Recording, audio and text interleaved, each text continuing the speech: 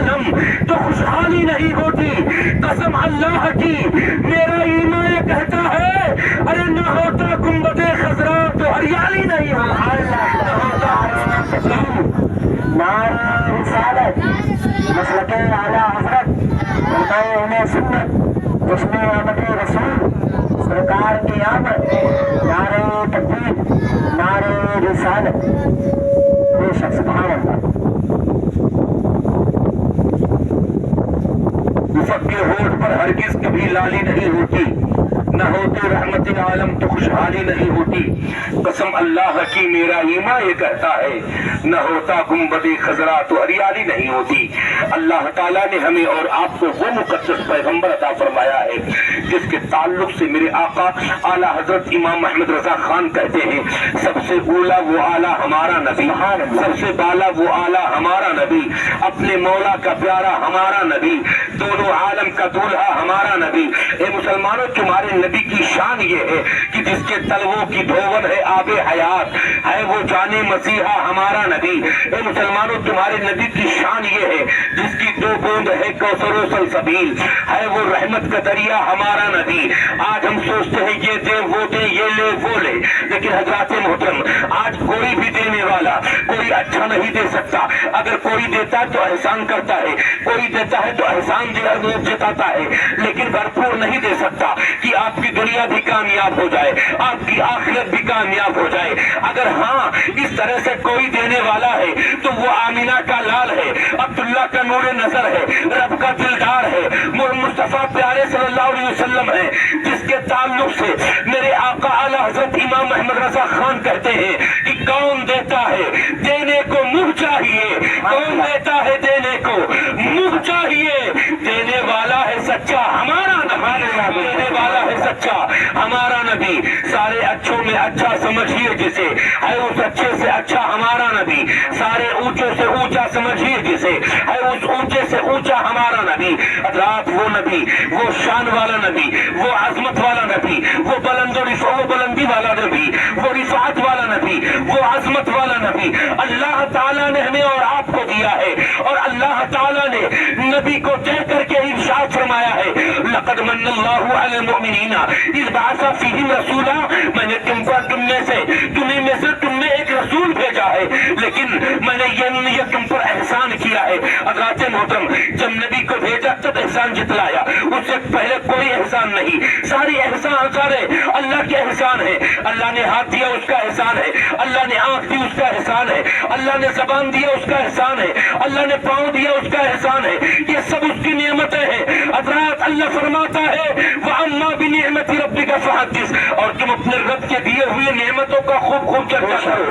محدثین مفسرین کا اجماع ہے, وہ فرماتے ہیں کہ جب سب سے بڑی نعمت جو یہاں تذکرہ ہوا ہے یہ کوئی اور نعمت نہیں. اگر سب سے بڑی نعمت کوئی ساتھ ہے یا کوئی چیز ہے تو وہ کہیں اور نہیں ہے بلکہ مدینے کا تاجدار ہے, مکے کا سردار ہے, رب نائب پروردگار ہے, آمینہ کا لال محمد مصطفیٰ صلی اللہ علیہ وسلم ہے.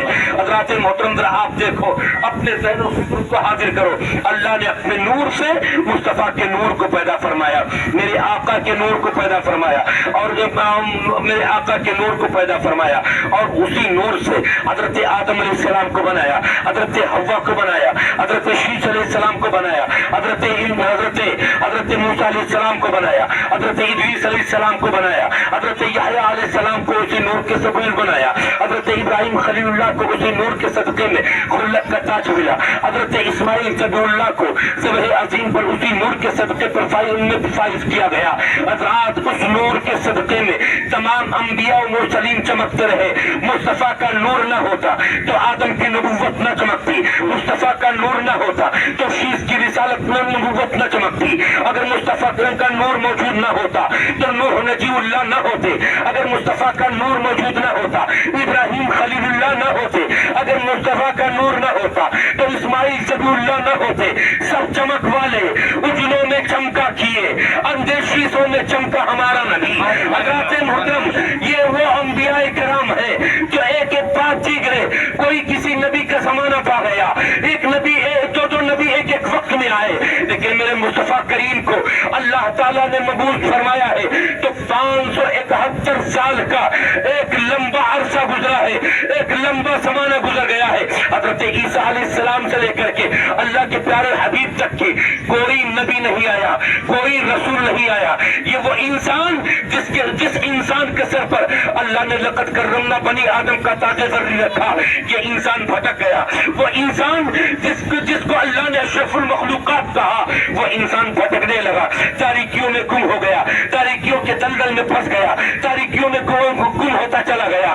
اس طرح سے گم ہوا کہ حضرات اپنے بہو بیٹیوں کے ساتھ وہ زنا کرنا باعث فخر سمجھتے تھے، حضرات اس طرح سے غائب ہوئے، تاریکیوں میں اس طرح سے ڈوبے کہ اپنی چھوٹی چھوٹی بچیوں کو زندہ دفن کر دینے لگے۔ حضرات اس طرح سے وہ ان کے اوپر جہالت کا نشہ چھا گیا کہ وہ بیواؤں کو بے کسانے حسرت کی زندگی گزارنے پر مجبور کرنے لگے۔ حضرات محترم، اور مجبور ہو گئی بچیاں، مجبور ہو گئی عورتیں اس زمانے کی، وہ عورتیں جن کے شوہر کا انتقال ہو جاتا انہیں منحوس سمجھا جاتا تھا، اور یہ کہہ کر کے ان کے منہ پہ تماچے رشید کیے جاتے کہ یہ منحوس عورت ہے۔ اگر وہ عورت کسی شخص کے پاس صبح اگر کسی شخص کے سامنے آ جاتی تو اسے کہا جاتا کہ یہ منحوس عورت ہمارے سامنے آ گئی ہے، یہ اپنے شوہر کو کھا گئی۔ آج بھی اچھی حالت ہمارے قوم میں پیدا ہوتی جا رہی ہے، لوگ عورتیں یہ کہہ دیتی ہے کہ یہ بہت بڑی ڈائن ہے جو اپنے شوہر کو کھا گئی۔ کوئی نہیں کہتا تو ساس بہو کو کہتی ہے، دوسری بہو ساس کو اپنے بہو کو کہتی ہے۔ حضرات بہو نے کبھی یہ نہیں سوچا، ساس نے کبھی یہ بھی نہیں سوچا کہ ہم بھی کبھی بہو تھے، دوسرے کے اپنے بہو کو ہم کیوں الزام دیتے ہیں یا دوسرے بہو پر کیوں الزام تراشی کرتے ہیں؟ کبھی وہ بھی ایک بہو تھی، کبھی وہ اس کی ساس بھی ایک بہو تھی۔ یہ دنیا کی ریت ہے جو چلی آ رہی ہے۔ آج کہہ دیتی ہے اگر کسی وجہ سے شوہر کا انتقال ہو جائے تو ساس کہتی ہے، لوگ پاس پڑوس کے لوگ کہتے ہیں کہ یہ بھاگل ہے اپنے شوہر کو کھا گئی، اس کی شادی ہونا بہت مشکل ہو جاتا ہے۔ حضرات محترم ذرا سوچو، ابھی کچھ دن پہلے ہمارے ہندوستان میں ایک آواز اٹھی تھی کہ بچیوں کو پڑھایا جائے، بچیوں کو بچایا جائے۔ جب یہ آواز اٹھی حضرات محترم تو 1400 سال پہلے کا وہ زمانہ یاد آ گیا۔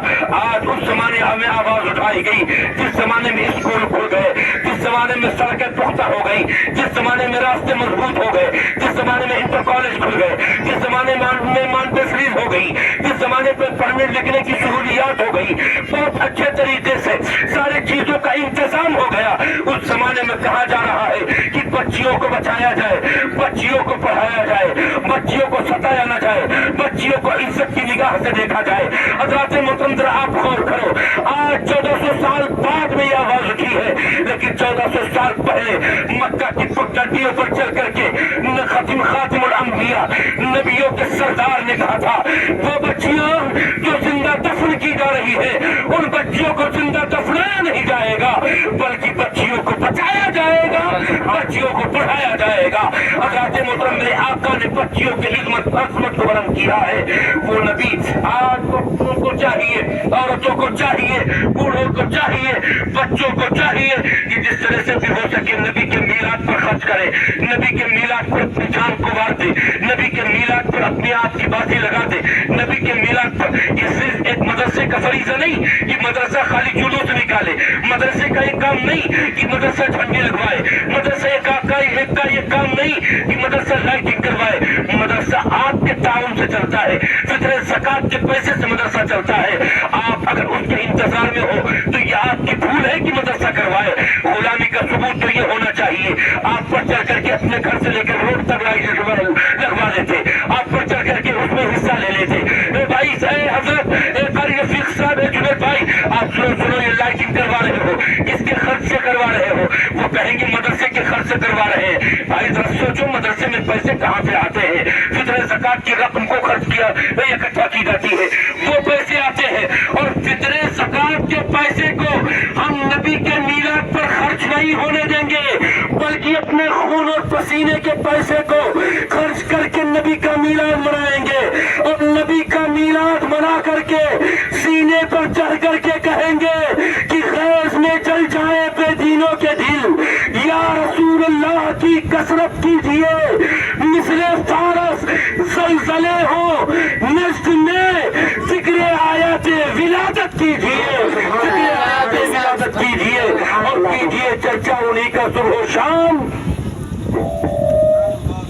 सुभान अल्लाह। नारे तकबीर, नारे रिसालत, मसलके आला हजरत, उलमाए अहले सुन्नत, मदरसा मिसबाह नूर, सरकार की आमद, जश्न ईद मिलादुन नबी, आमद रसूल, नारे तकबीर, नारे रिसालत। दिन को याद कीजिए जब कोई किसी का साथी नहीं होगा, जब कोई किसी का पुरसाने हाल न होगा, जब कोई एक माँ अपने बेटे से कतराएगी, एक बाप अपने बेटे से दूर भगेगा, एक बीवी अपने शौहर से किनारा कशी अख्तियार करेगी, एक बहन जब अपने भाई से दूर जाएगी, एक बेटा अपने बाप को पहचानने से इनकार कर देगा।